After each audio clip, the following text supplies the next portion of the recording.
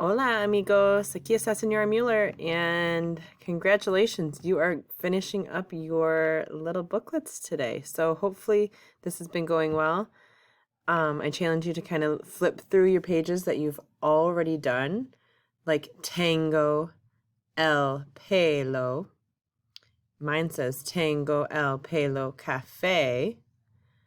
Read the next page to yourself when you go back to your spots and you have your booklets, and Tango el pelo, so you can practice right now. Tango el pelo.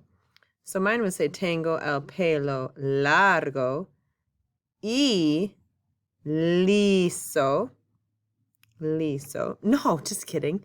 Tengo el pelo largo y rizado. Mine's curly. Read your page. Tengo los ojos. Sometimes we forget to add the plural on these ones. So don't forget that if this is yours, that it's azules. Tengo los ojos azules. You've done soy niño or soy niña and then described yourself. Good job. And then today we get to talk about how old we are. So on the next page, we're going back to the word tango. So here we are again. Repeat tango. Tango. And and then años. Say años. This little hat on top of the N gives it the ñ sound. So años. So what are you? Are you siete, ocho, nueve, diez? Anybody past that? Do you need once? Maybe we need to have once on here too. Oh boy, that's teeny. You can put it up there so you can see what it says.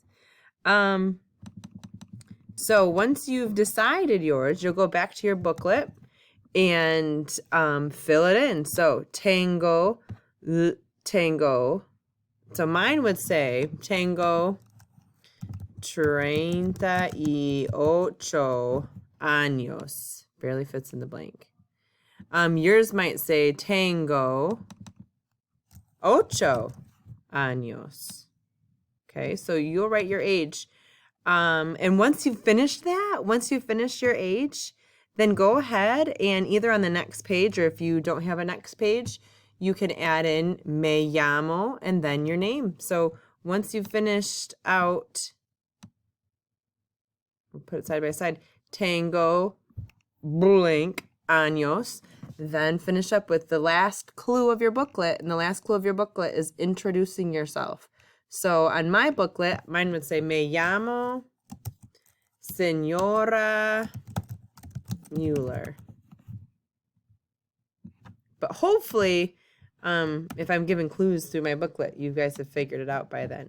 So once you've finished that, once you've got tango años and me llamo and then your name, go through, and if you haven't already, include little pictures, small sketches to help yourself remember what each of these different pages mean, so that even if you're just reading through it or someone else that's reading through your booklet will have a great idea of what those words mean. So have fun with this, because soon you'll get to play a game where you read through, or maybe you've already played it, where you get to read through each other's booklets and make a guess on who it is. So have fun. Buen trabajos. Adios.